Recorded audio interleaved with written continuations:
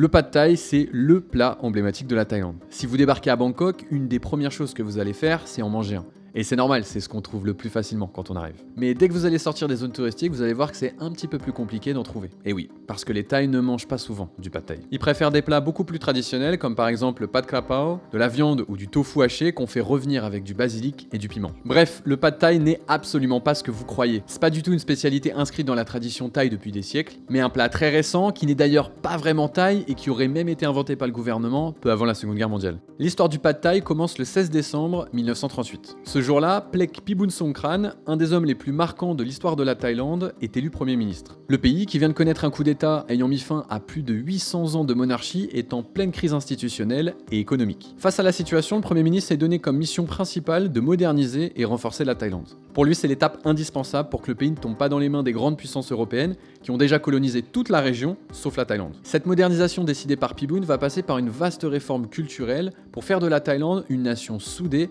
et civilisée. Autrement dit, occidentalisée. Dans les faits, le gouvernement va tenter de gommer des pratiques culturelles qui pourraient être considérées comme archaïques par les Européens. Par exemple, le nouvel an bouddhiste, traditionnellement fixé au 13 avril, est abandonné au profit du 1er janvier pour coller avec les pratiques occidentales. Ces réformes de modernisation vont même jusqu'à réglementer les bonnes manières à table. Par exemple, il est exigé qu'on ne mange pas plus de 4 repas par jour, qu'on utilise des cuillères et des fourchettes et qu'on évite de manger par terre. Bref, le gouvernement cherche à transformer les traditions les plus intimes de sa population, y compris les habitudes alimentaires. On demande par exemple aux Thaïlandais d'abandonner le traditionnel nam prik, une sorte de sauce piquante qu'on mange avec du riz, et de privilégier plutôt la viande, les œufs, les légumes et le pad thai. En tout cas, c'est ce que racontent beaucoup d'articles ou de vidéos sur internet qui nous expliquent que Plek Phibun Songkhran aurait lui-même inventé la recette du pad thai. Sauf qu'il n'y a aucune source qui l'atteste. Il n'y a aucun discours ou document de l'ancien Premier ministre qui mentionne le pad thai. Ce qu'on sait par contre, c'est que Phibun a bien lancé un programme pour inciter sa population à manger plus de nouilles. Pourquoi ? Eh bien parce qu'à cette époque-là, la Thaïlande connaît de graves pénuries de riz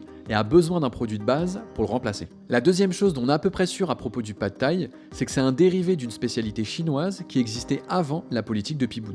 Du coup, on peut supposer que ce plat chinois a été popularisé par Phibun, puis s'est adapté au fil du temps au goût et aux habitudes des Thaïlandais pour donner naissance à la recette du pad thai qu'on connaît tous.